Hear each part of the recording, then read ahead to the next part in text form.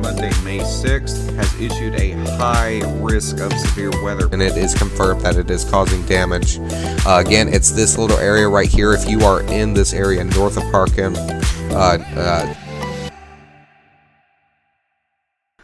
Now, hello everybody, my name is Christian and welcome back to Skycast, and we are dealing with a multi-day severe weather outbreak, including the potential for big-time hail, destructive wind gusts, and a few strong tornadoes. Let's go ahead and dive into the forecast and talk about what is going to happen. And yesterday, we were dealing with a major severe weather event where a destructive, potentially violent tornado struck across parts of Oklahoma.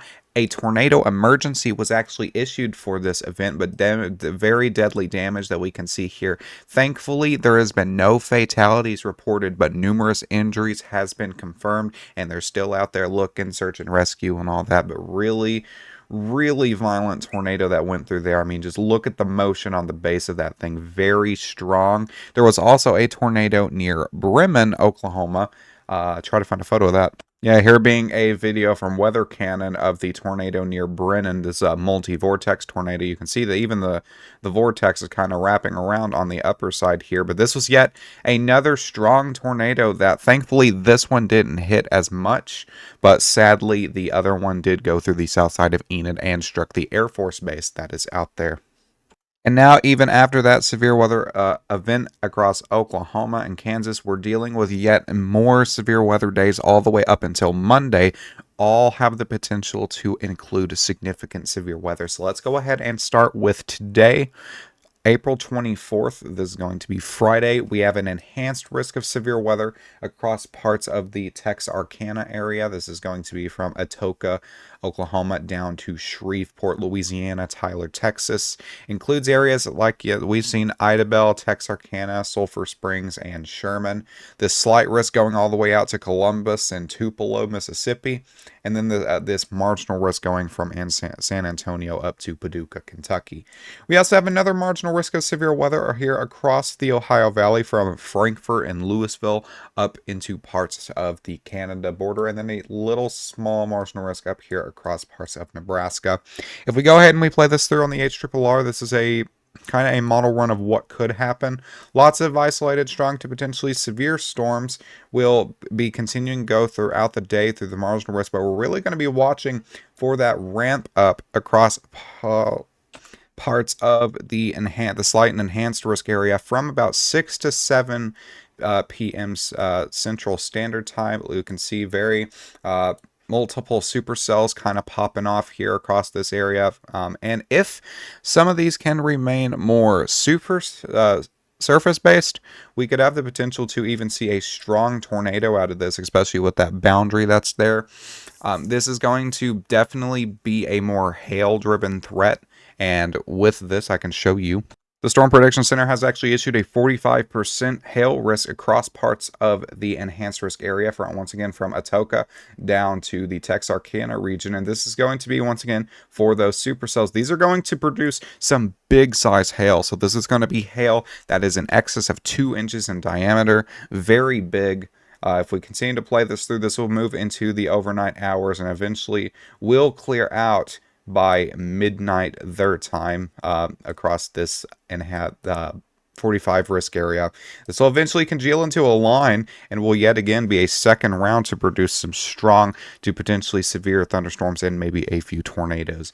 So if you are in the enhanced risk, up here, we'll go ahead and flip it back. If you're in the enhanced risk region, be weather aware for maybe a potentially strong tornado, big time hail, some damaging wind gusts, and then if you're in the slight risk area, that's going to be a more broad risk, but definitely a reason to remain weather aware.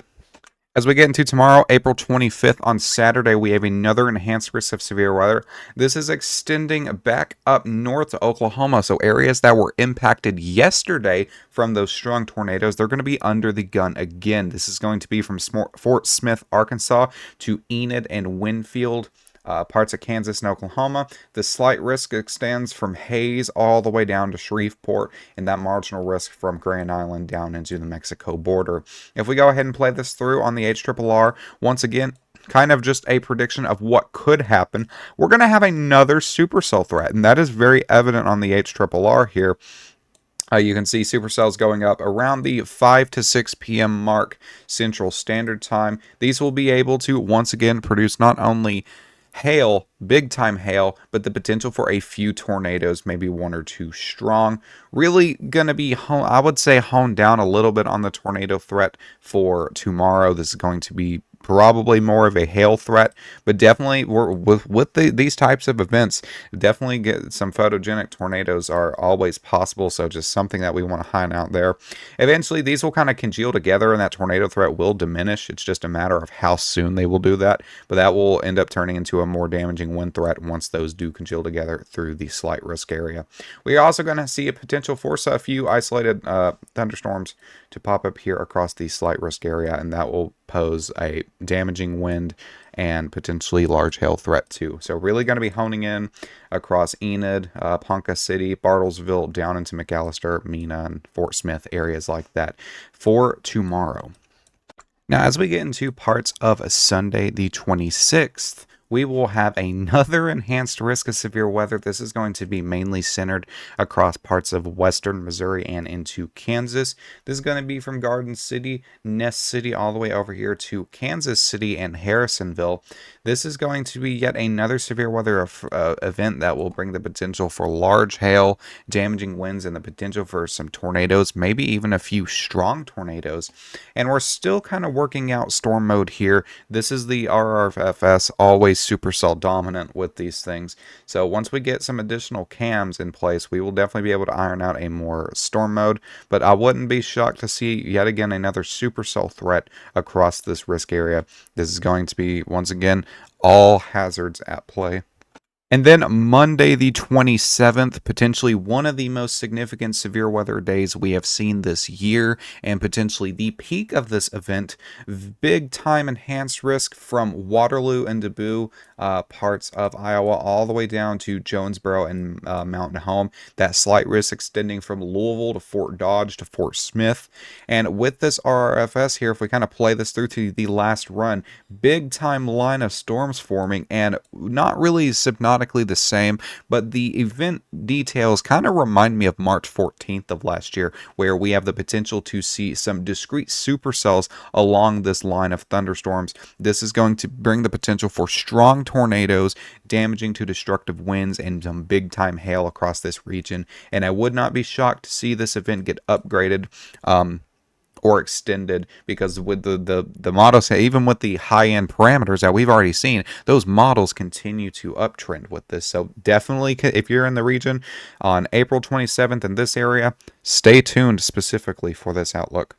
Now, if we talk about the upper level winds and what's going on that is causing this severe weather event, we can see very clearly we have this trough kind of ejecting out of parts of the Rockies area. Both of these are causing this severe weather event. We're really going to be honing in on this one right here. This one is kind of what's ejecting into the plains, helping for forcing. This one's also helping for some forcing for areas that are seeing severe weather up here to the north. But if we continue to play this through, look, keep an eye on this right here. That is what is intensifying. It continues to intensifying through the weekend, Saturday and a Sunday.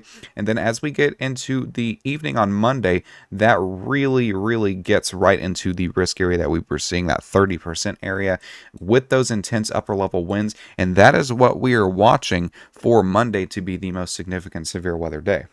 And obviously, when you compare it to being spring, we have lots of moisture, lots of instability. Go ahead and play this through. We can see throughout the afternoons and the evenings on these days, we're getting a lot of moisture, a lot of instability funneling into the north. And then as we play this even up to the 27th, the day that we're going to be seeing potentially big time severe weather, that moisture, not that instability is increasing all the way up to almost 4,000 joules per kilogram, all the way up into parts of St. Louis and Springfield, into Missouri. That instability increasing all the way to Des Moines, Iowa. And this is going to be big time storm fuel for severe weather. So definitely very interesting to see. Obviously, tornado season is here. This is what we talk about every year. Best time to have that severe weather plan is now. So besides that, that's all I have for you guys today. Thank you for choosing Skycast as your go-to weather place. You can follow me on X. Link is in the description. Have a great day. Stay safe. Get that severe weather plan ready, and I will see you guys in the next one.